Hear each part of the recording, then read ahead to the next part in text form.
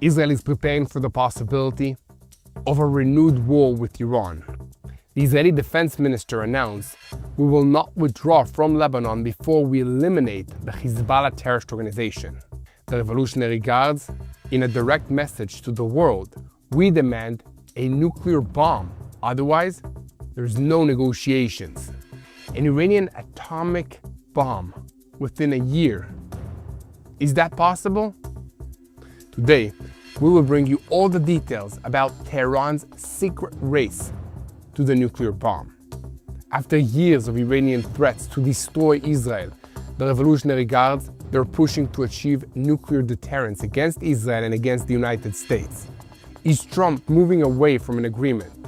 Iran denied the renewal of negotiations, while Trump announced that Tehran requested a meeting, and it will take place tomorrow. And after the relevant calm with Iran, a new historic record is shown on Wall Street. Are Witkoff and Kushner returning to the Middle East? And will there or will there not be an urgent meeting that Iran requested on Qatari soil? Iran is demanding that $6 billion be transferred to it from Qatar, and immediately. And a senior Revolutionary Guards official was killed in a mysterious car accident. Muhammad Akbarzadeh, the political deputy of the Revolutionary Guards Navy, was killed in a vehicle rollover in southeastern Iran. And earlier this month, the European Union imposed sanctions on him. And we will also bring you the crazy surge in Iran's quiet cyber war against Israel. And of course, why is Trump threatening the fuel companies? Trump told the fuel companies, lower the prices or there will be big problems. All the details coming up real soon. I'm Yair Pinto, and unfortunately, Mati Shoshani is not with me today, but don't worry, he returns tomorrow. And we're here on Boots on the Ground bringing you the whole truth about what is happening in Israel and also the whole truth about what is happening in our neighborhood, the Middle East. And today is June 30th. So let's begin. Because following the continued Iranian threats, and after several days of exchanges of blows and a severe hit by the United States against the Revolutionary Guards in Iran, United States President Donald Trump called on the fuel companies to lower prices for the sake of a wonderful American people. He wrote on Truth Social, "The fuel companies need to lower prices immediately.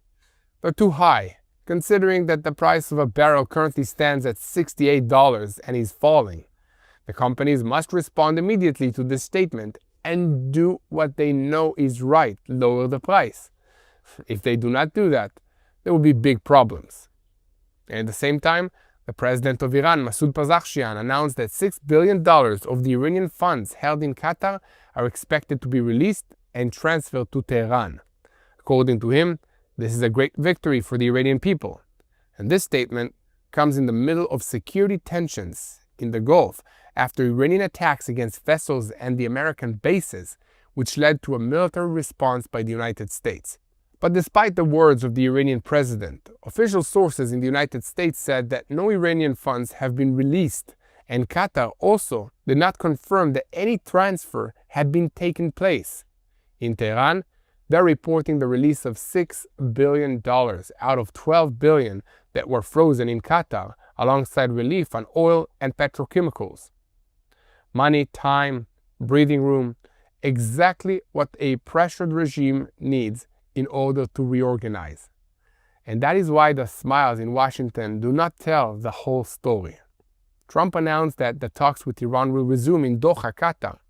At the White House, they spoke about Witkoff, Kushner, and technical discussions. But the Iranians, they rushed to cool the enthusiasm. The Iranian deputy foreign minister made it clear that there are no technical meetings this week, and that nothing will move until Tehran's conditions are fulfilled. In simple words, Iran is not rushing to the table. It is first checking what it gets from it. And at the same time, the uncertainty continues around the renewal of negotiations between Iran and the United States. United States President Donald Trump announced that Iran requested an urgent meeting, which will take place already tomorrow, on Tuesday, in Doha, the capital of Qatar. Trump published the remarks on social media, but avoided giving additional details about the identity of the participants or about the agenda. And shortly afterwards, the White House spokesperson Caroline Leavitt clarified in an interview with Fox News that Trump's senior envoys, Steve Witkoff and Jared Kushner, are the ones who will go to Doha to lead the high-level talks. According to her, in parallel to the diplomatic discussions, technical teams will continue secondary talks in order to discuss the details of the Memorandum of Understanding signed between the two sides. But the Iranians continue to play a double game. They say, "We will arrive, but we will not meet with the Americans."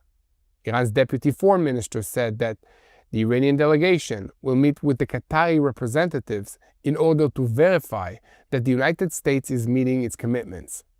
The president of Iran said, "We will respect the understandings if the United States does so as well.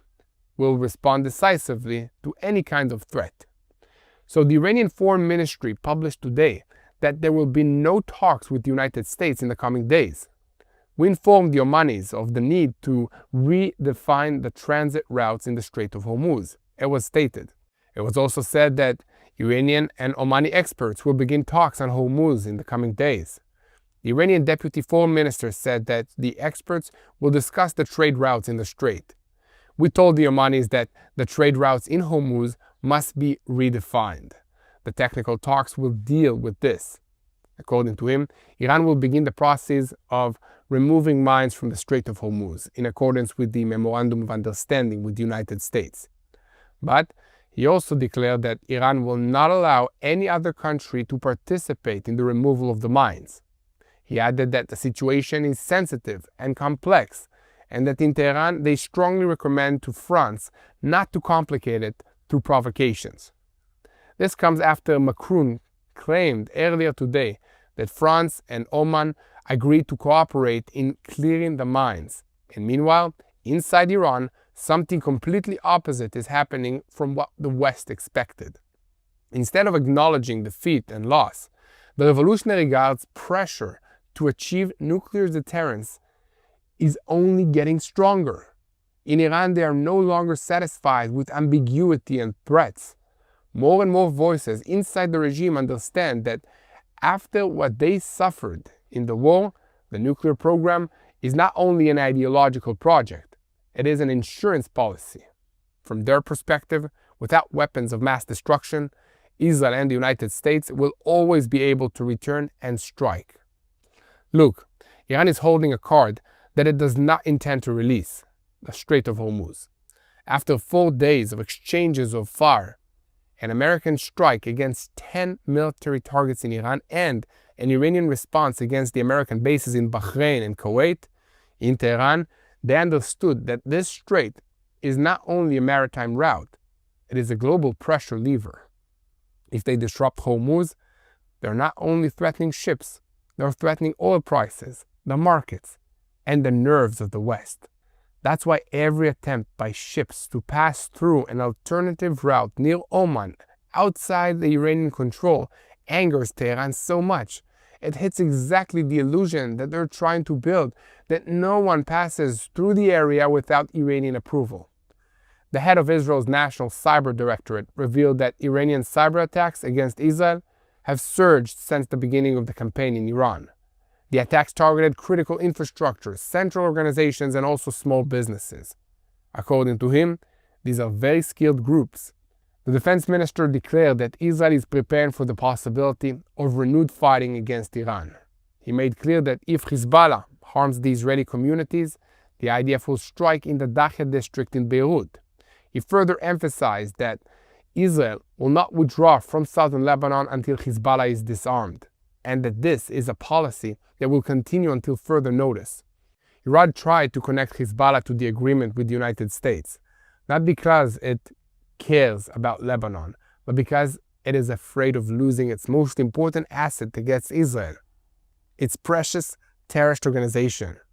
The Iranian demand was clear: a ceasefire in Lebanon, an Israeli withdrawal to the borderline, and turning the northern arena into part of the deal with Tehran. The Israeli defense minister said it most clearly: it is possible that tomorrow we are in a war with Iran. If Iran fires missiles at Israel, Israel will strike Iran with force. The IDF is on alert. There are targets. And in self-defense, there are no compromises. Not in Lebanon and not in Iran. The agreement between Israel and Lebanon does not only frustrate Iran, it also frightens Hezbollah itself. The terrorist organization will try to sabotage this agreement in every possible way. Hezbollah feels that it is in an existential danger and is fighting for its life. That is why it will do everything to sabotage the agreement, both on the internal Lebanese level and against the IDF soldiers in southern Lebanon. In Lebanon, they are already talking about the possibility of renewed suicide attacks, explosive drone attacks, and attempts to harm political figures and the state's government. And on the ground, Israel continues to operate. The Air Force struck 3 Hezbollah headquarters in Adamtia, and the Mifdaun, the multi-dimensional unit of the IDF, hit a launcher that tried to strike IDF forces. And in Majd al-Zun, a large Hezbollah tunnel network was destroyed in an explosion so powerful that residents in the area thought it was an earthquake. So, there's a lot ahead of us. Let's dive into the details. I'm Yair Pinto, and unfortunately, Mati Shoshani is not with me today, but don't worry, he returns tomorrow. And we are boots on the ground. We bring you the whole truth about what's happening in Israel and about this war against the Revolutionary Guards in Iran, which is the head of the crumbling axis of evil in the Middle East. And 1 second before we begin, I want to call on you to continue in spreading the truth. Share our content with as many people as possible. Click on the subscribe button, and most importantly, do not forget to look for me, Yair Pinto, and Mati Shoshani on our social media accounts to see life in Israel through our eyes. The ceasefire with Iran may be in place, but no one in Israel really believes that this is over. The missiles may have stopped for now, but the injuries, the trauma, and the need to stay ready, that hasn't gone anywhere. And through all of this, who was there from the very first moment? Magen David Adom. When the sirens went off, when the rockets hit, their teams were already on the ground, treating the wounded, evacuating the injured, saving lives again and again. And now, even as things quiet down, they don't stop. They're restocking, they're repairing, they're retraining, they're getting ready for whatever comes next, because they know that it will come. But to stay ready, they need support. So if you want to make a real difference, you can go now to SaveLifeIsrael.com. Again, that's SaveLifeIsrael.com, and make a donation to Israel's first responders, Magen David Adom. Help Magen David Adom stay prepared, strong, and fast, so that they can keep saving lives whatever happens next. Again, that's SaveLifeIsrael.com. In southern Lebanon, beneath the village of Majd al-Zun, the IDF blew up in the past day one of the most significant terrorist infrastructures that Hezbollah had built near Israel's border. The explosion was so powerful that residents in Lebanon fled their homes and thought it was an earthquake. But this was not an earthquake. This was the Iranian infrastructure that was built over years in order to launch drones and rockets towards the Israeli civilians and communities. And now the question is simple. Is this explosion just another operation in southern Lebanon, or is this the moment when Iran decides to reopen the war against Israel? Here, in Israel, the Lebanese arena is no longer viewed as a separate front. What was uncovered in Majd al-Zun explains exactly why, because inside the underground route, more than 200 meters long and more than 25 meters deep, hundreds of weapons were found, along with living rooms, storage rooms, explosive charges, and anti-tank missiles, and launch shafts intended to strike Israel. According to published figures, the tunnels were wide enough to allow vehicles to move inside them, with spaces about 3 meters high and 6 to 7 meters wide. This was not a warehouse. This was not a small bunker. This was an underground operational base of the Hezbollah terrorist organization, built with assistance, funding, and technology from Iran. One of the reporters who entered the compound described it in one sentence that captures the whole story. This was not a command center. This was Hezbollah's underground airport for drones. In other words, Beneath the Lebanese village, just a few kilometers from Israel's border, Iran helped Hezbollah build a base from which unmanned aerial vehicles could be launched towards the north, towards central Israel, and towards sensitive IDF bases. According to assessments, some of the drones that struck Israel from the beginning of the war were launched from there, including drones that hit the north and the center, and also serious incidents involving IDF forces. The disturbing detail is that the warning about this compound did not appear yesterday.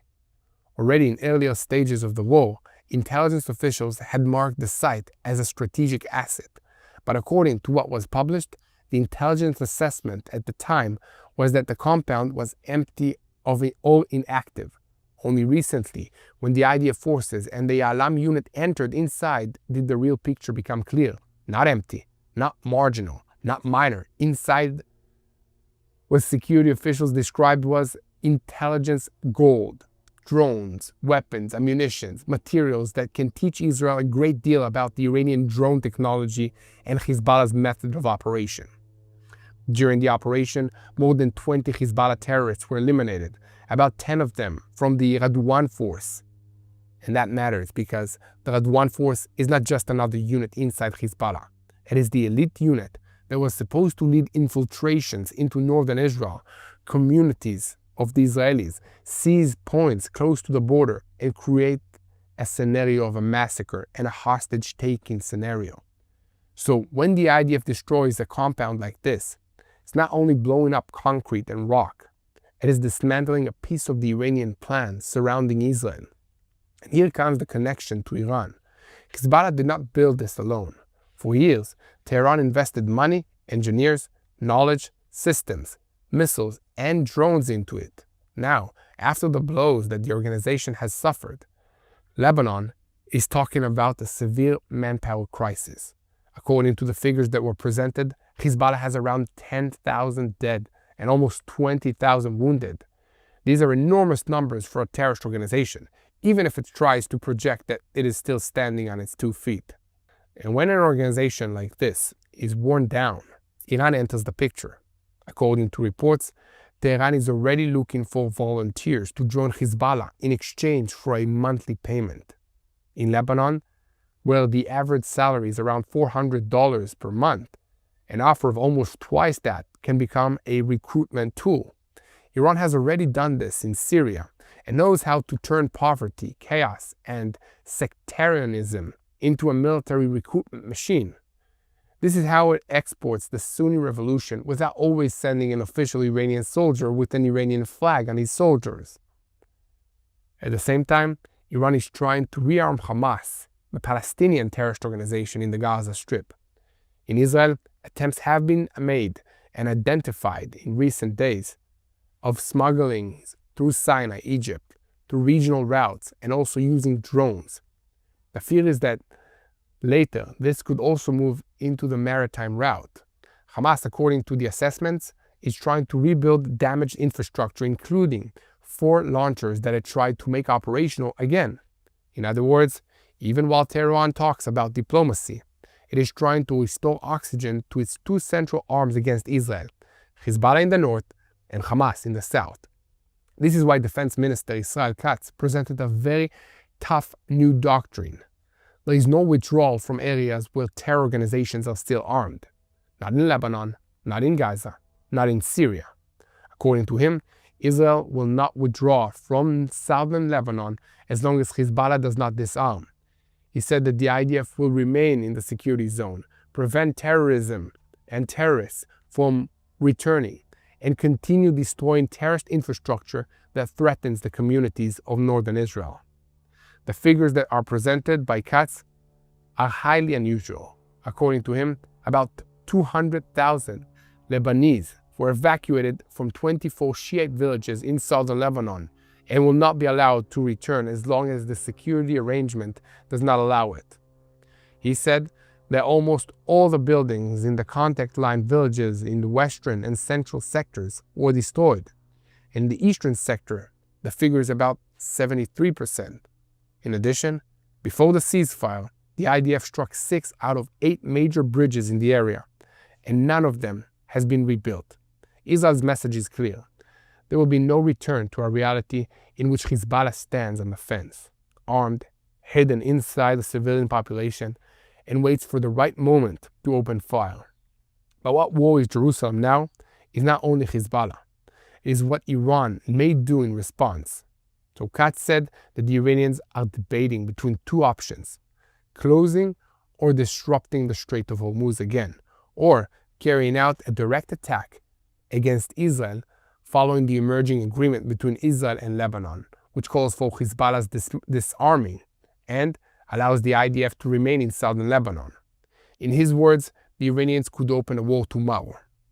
If there is clear information about their intentions to attack Israel, Israel will use it. And if Iran fires missiles at Israel, Israel will respond with force. So according to the defense minister, the IDF has already been instructed to prepare for a blue and white operation against Iran. The meaning is simple.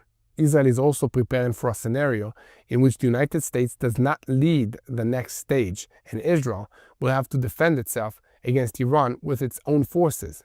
This does not mean that a full war begins tomorrow morning. It does mean that Jerusalem is not buying the current quiet as the final word. In Lebanon itself, Hezbollah is in a dangerous place. On the one hand, it is battered. On the other hand, it is still armed. On one hand, the Lebanese government is talking about an arrangement. And on the other hand, inside the Lebanese system, there is real fear of a confrontation with Hezbollah and with the Iranians. Israel already offered the Lebanese government to take responsibility for the Ali Taher Ridge as a pilot project, clear the area of terror infrastructure, and prove that the Lebanese army can truly operate. According to the defense minister, the Lebanese government refused out of fear of confrontation with the organization. And that's exactly the test. In the Middle East, it's very easy to sign a piece of paper. It's much harder to send soldiers into the area where Hezbollah holds a weapons depot, a tunnel shaft, a launcher, or an anti-tank cell. That's why Israel says an agreement is not security.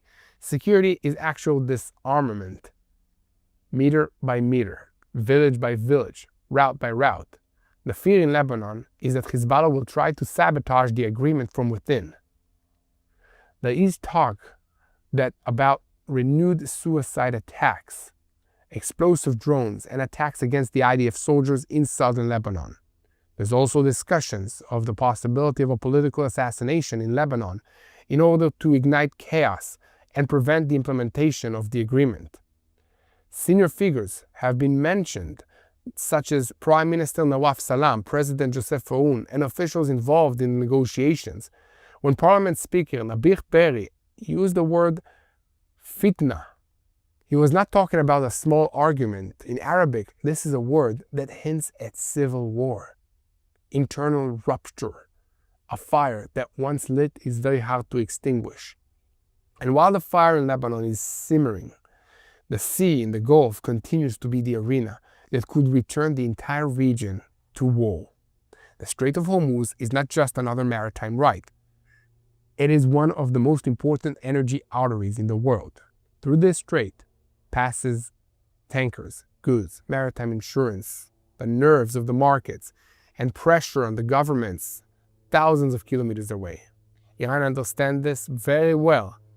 That's why it does not only want to open or close the strait, it wants to determine who passes, on which route, with what approval, and at what price. The Navy of the Revolutionary Guards has already warned vessels in the Persian Gulf and the Sea of Oman that passage through the Strait of Hormuz will be possible only with the approval of the Revolutionary Guards Navy and along the route that has been determined. Any vessel that attempts to pass without approval, with its AIS systems turned off or outside the route, will bear responsibility for all consequences. This is maritime wording, but its meaning is political and military. Tehran is trying to turn an international route into an area where it hands out passage permits. Oman is trying to build another route, a more organized one that does not give Iran full control. And in Tehran, this is causing anger. The Iranian deputy foreign minister said that the situation in the Strait of Hormuz will not return to what it was before the war, and that Iran is determined to set new arrangements in consultations with Oman. He also said that if Oman does not cooperate with the mechanism for managing the strait, Iran will move forward alone. And at the same time, Iran is talking about collecting payment for services in the strait. Oman, for its part, does not support imposing tariffs on passage, because passage through such a strait is protected under international law, but it does not leave room for payment for negotiating and navigating services. So this sounds very technical, but it is not. This is a battle of control.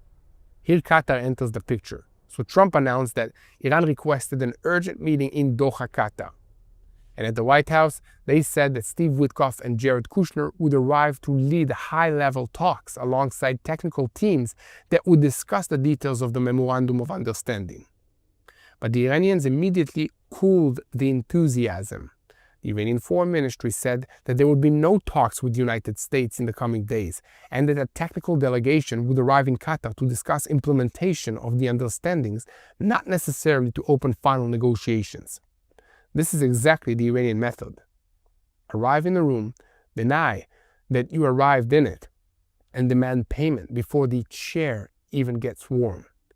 In the background, Iranian President Masoud Pezeshkian announced that Tehran had reached an agreement with Qatar on the release of $6 billion out of $12 billion in Iranian assets that are frozen in Doha. For the regime, this is oxygen. Money makes it possible to pay the Revolutionary Guards, fund proxies, rebuild capabilities, and buy time. For Washington, if the money is indeed released without strict supervision, this is an immediate political pressure point. Trump wants to show that he is bringing quiet. Iran wants to show that it is receiving money, keeping Hormuz, and not giving up on the nuclear issue. And 1 second before we continue, it's important to remember why we do all of this, why we report every single day, why we share the truth of what's happening. Because the world receives headlines, and we bring you the pictures from the ground, from the Middle East, from the arenas where every decision in Washington, Tehran, Beirut, or Doha can become a siren in Israel. This is a spiritual war. And you need to know what's happening in order to know how to share the truth and how to pray for the situation. So if you want to help us share the truth, you can hit the subscribe button on TBN Israel YouTube channel. Go to watch our Boots on the Ground reports. Leave a comment, let me know where you're watching from and why it's important to not give in to terror demands and not let Iran have nuclear weapons. And inside this whole story, there's another unusual sign from Tehran.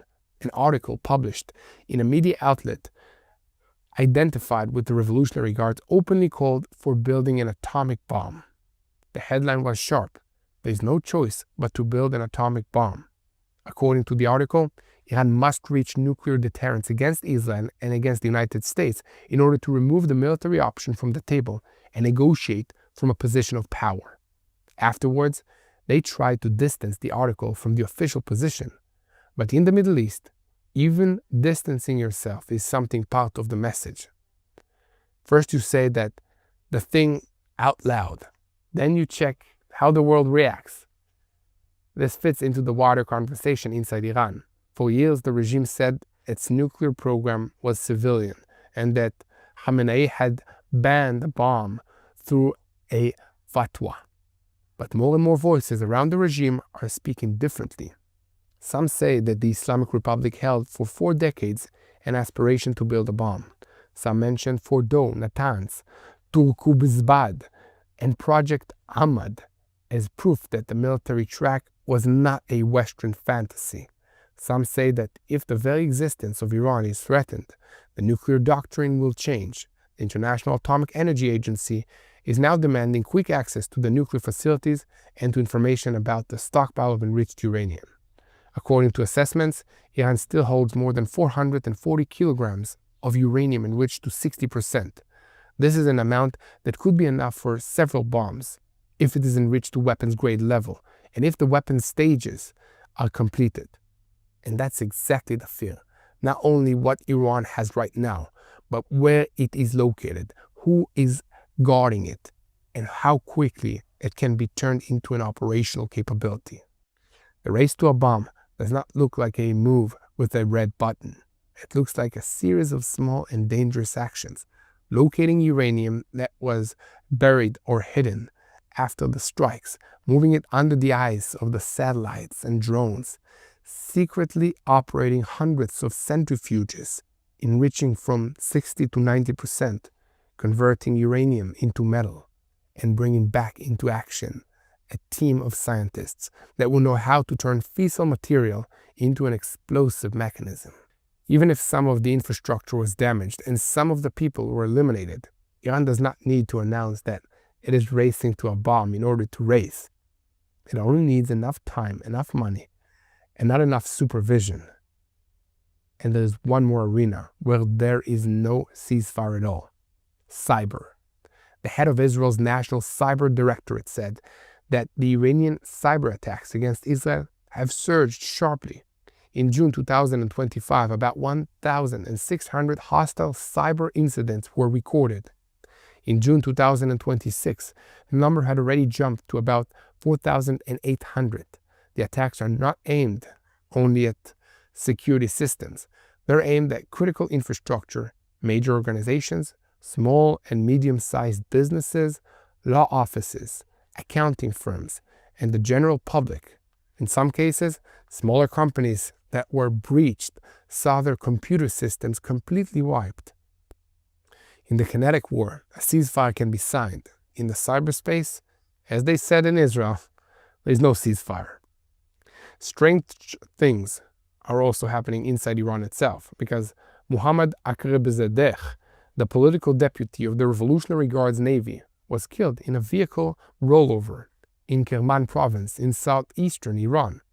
Only earlier this month, the European Union had imposed sanctions on him because of his support for actions that harmed freedom of navigation in the Strait of Hormuz. In Iran, they say it was a traffic accident and that investigation has been opened. But when a senior Revolutionary Guards official connected to the maritime arena and to the freedom of navigation is killed precisely at the height of the Hormuz crisis, no one in the region settles for an accident. And while all of this is happening, Wall Street is actually breathing a sigh of relief.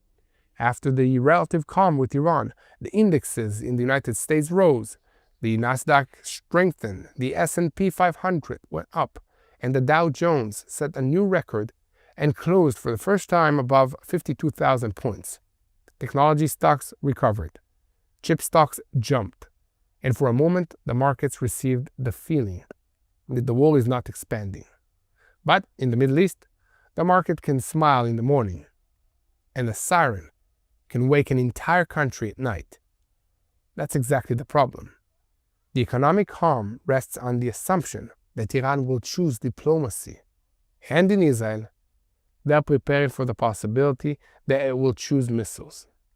So the picture tonight is clearer.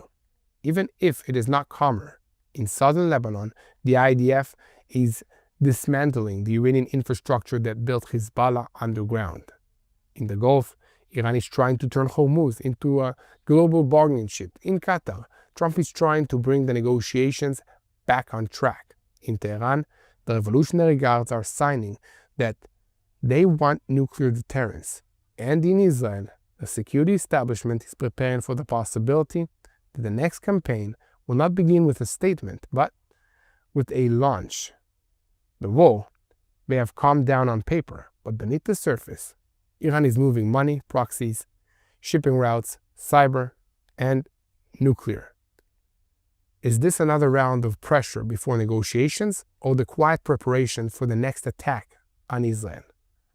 So keep spreading the truth, follow us, and most importantly, hit the subscribe button on TBN Israel so you never miss another update of Boots on the Ground. Look for us on social media accounts, Yair Pinto and Mati Shoshani. And above all, pray. Prayer works. I've been traveling to Switzerland in the past few days, and it's a beautiful country. It has natural resources, rain, water. It just reminded me, first of all, that God is amazing.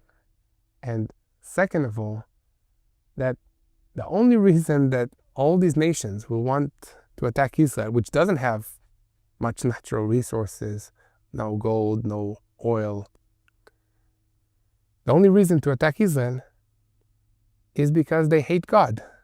And they try to prove that God does not exist, because Israel is proof that God exists.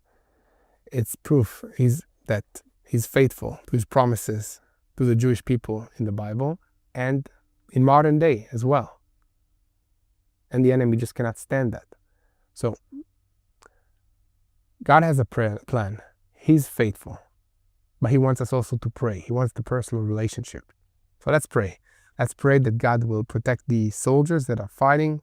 Let's pray that God will lead us to know how to act in sharing the truth and in the spiritual war. And let's pray for the peace of Jerusalem.